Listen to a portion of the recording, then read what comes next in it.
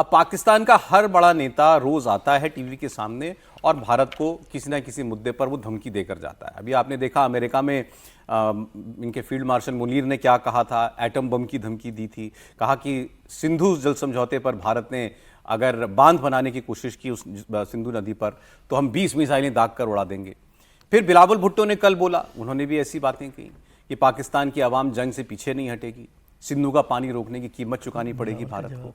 फिर उनके रक्षा मंत्री ख्वाजा आसिफ ने 2 कदम आगे जाकर कह दिया कि अब की बार जंग भारत के शहरों में होगी। और लेटेस्ट पाकिस्तान के प्राइम मिनिस्टर शहबाज शरीफ ने बोला, धमकी भरे अंदाज में कहा कि भारत को ऐसा सबक सिखाएंगे कि वो कान पकड़ लेगा।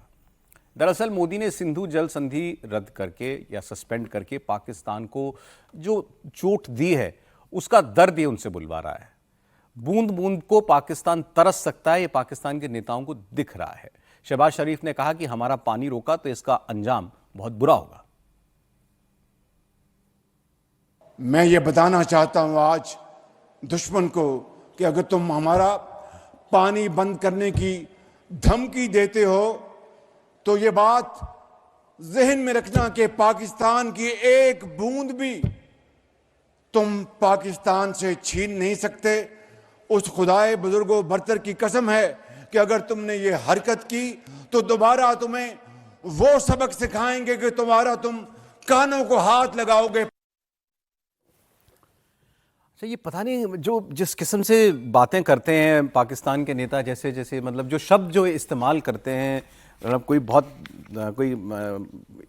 फर्टाइल इमेजिनेशन वाला आदमी ऐसे शब्द जो है इस्तेमाल कर सकता है, कान पकड़वा देंगे हम भारत के। देख लिया, अब आसिफ मुनीर हो या पाकिस्तान के शरीफ साहब हो, यह अब सब सियासत को जिस तरीके से लेकर जा रहा है, अब इन्होंने तय कर लिया है कि धर्म को मिला लो, राजनीति को मिला दो और आतंकवाद को मिला कर एक नया कॉकटेल बनाया जाए भारत के खिलाफ, और उसी तरह की बयानबाजी लगातार कर रहे हैं।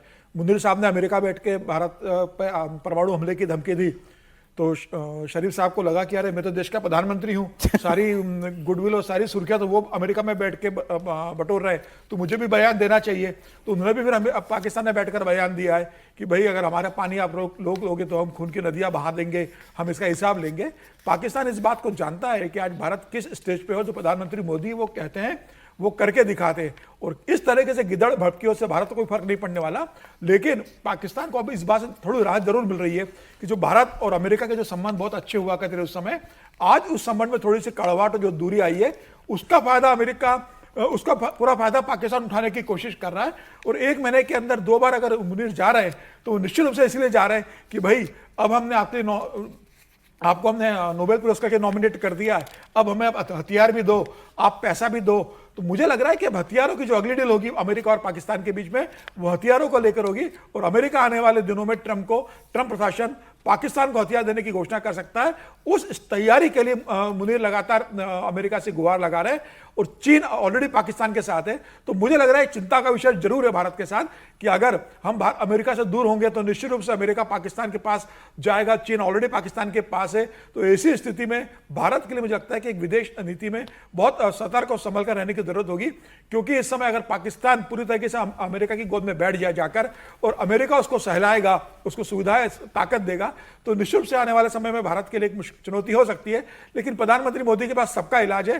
पाकिस्तान चाहे अमेरिका के पास जाकर बैठे, चाहे शी जिनपिंग के जाकर बैठ जाए, मोदी ने अगर तय कर लिया है तो उन्होंने अगर पानी बंद किया है तो पाकिस्तान को उसका परिणाम भुगतना पड़ेगा। सर, लेकिन अभी तक आपने कल भी इसकी चर्चा की थी कि क्या पाकिस्तान, चाइना, अमेरिका दोनों को अभी तक साथ लेकर चलने में कामयाब दिखाई दे रहा है? मुझे लगता है ठीक है, और वो इसलिए क्योंकि पाकिस्तान नहीं लेके जा, आप इस तरह से पाकिस्तान को क्रेडिट दे रहे हैं। दरअसल चाइना और अमेरिका दोनों के इंटरेस्ट पाकिस्तान के साथ जुड़े हुए हैं।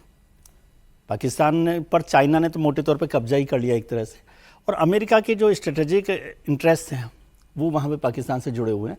इसलिए पाकिस्तान ने कोई मैनेज कर लिया हो ऐसा नहीं है, पाकिस्तान पर दोनों का एक कब्जा हो गया जिसको वो छुड़ा भी नहीं सकता, वो स्थिति है।